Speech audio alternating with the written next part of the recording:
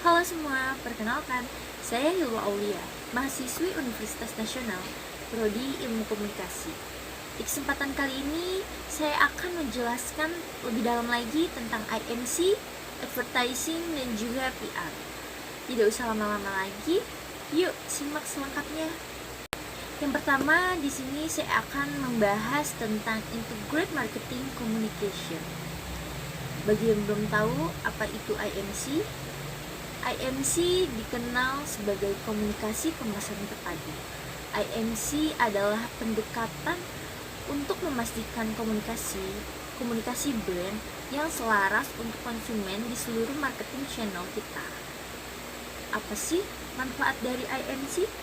Manfaat dari IMC bisa mengurangi risiko pesan dan iklan. Salah satunya, manfaat utama IMC adalah perusahaan bisa lebih efektif lagi meningkatkan brand awareness, tentunya dengan memanfaatkan beragam channel. Lalu, langkah-langkah pada penerapan IMC apa sih? Yang pertama, analisis situasi dan kondisi. Yang kedua, analisis target pasar. Yang ketiga, tujuan komunikasi itu sendiri. Yang keempat, susunan anggaran. Dan yang kelima, pantauan dan evaluasi strategi. Di sini saya akan lebih dalam lagi menjelaskan mengenal konsep AIDA untuk IMC. AIDA merupakan salah satu model pemasaran dasar yang penting di dunia bisnis dan pemasaran. AIDA adalah singkatan dari attention atau awareness, interest, desire, dan action. Lalu di slide yang kedua ini saya akan membahas tentang advertising. Apa sih advertising itu?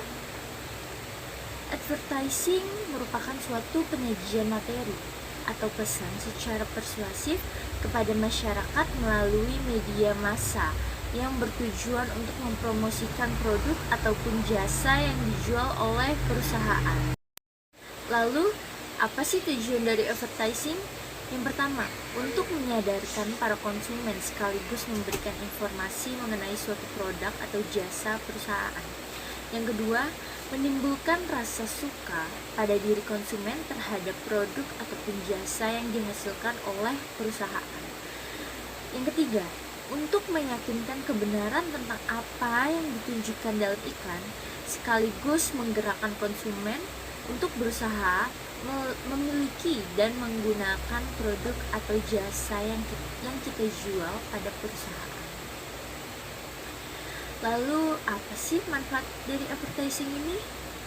Manfaat dari advertising ini yaitu yang pertama adalah untuk meningkatkan konsumen dan prospek konsumen mengenai manfaat dari produk atau jasa yang ditawarkan.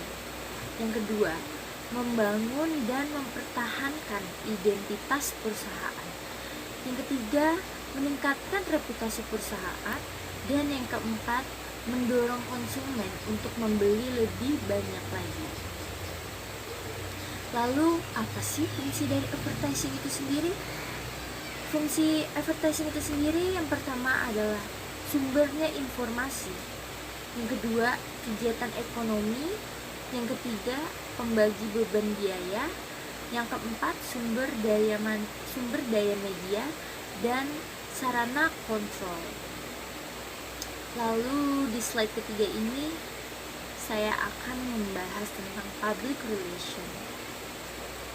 Saya akan menjelaskan secara singkat apa itu public relation.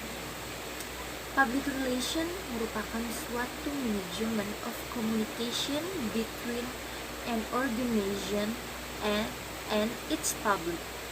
PR merupakan penghubung perusahaan atau organisasi dengan masyarakat, sehingga sering disebut sebagai humas yang merupakan singkatan dari hubungan masyarakat.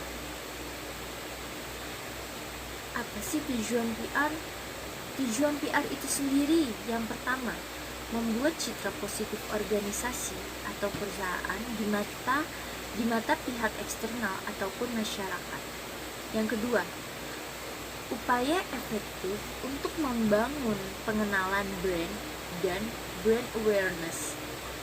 Yang ketiga, mendorong terciptanya hubungan baik, hubungan saling pengertian antara perusahaan dengan organisasi dengan publik.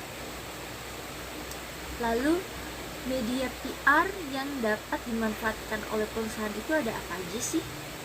Oke, di sini saya akan membahasnya. Yang pertama, ada konversi pers.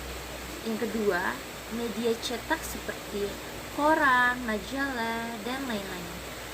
Yang ketiga ada seperti TV, radio. Yang keempat, sponsor atau partnership. Dan yang kelima ada acara sosial. Lalu di slide yang keempat ini saya akan memberikan sebuah kesimpulan agar materi yang saya jelaskan tadi bisa lebih dipahami lagi oleh kalian semua yang menonton video saya. Jadi kesimpulannya, demi meningkatkan angka penjualan, perusahaan gencar melakukan promosi baik melalui iklan maupun alat-alat komunikasi pemasaran lainnya. Untuk itu dibutuhkan pendekatan baru di mana alat-alat komunikasi ini pemasaran bisa berjalan lebih efektif dan terintegrasi. Salah satunya dengan cara melakukan komunikasi pemasaran terpadu atau Integrated Marketing Communication yang biasa disebut dengan IMC. Lalu beberapa inti dari public relation, yakni goodwill, kepercayaan, penghargaan dari publik suatu badan, khususnya masyarakat pada umumnya. Dalam public relation terdapat suatu usaha untuk mewujudkan hubungan yang harmonis antar suatu badan dan publiknya. Usaha untuk memberikan atau menanamkan kesan yang menyenangkan sehingga akan timbul opini publik yang menguntungkan bagi kelangsungan hidup badan tersebut. Strategi public relation diperlukan dalam usaha agar mencapai tujuan atau lembaga perusahaan. Sekian presentasi dari saya. Mohon maaf apabila ada salah kata. Wassalamualaikum warahmatullahi wabarakatuh.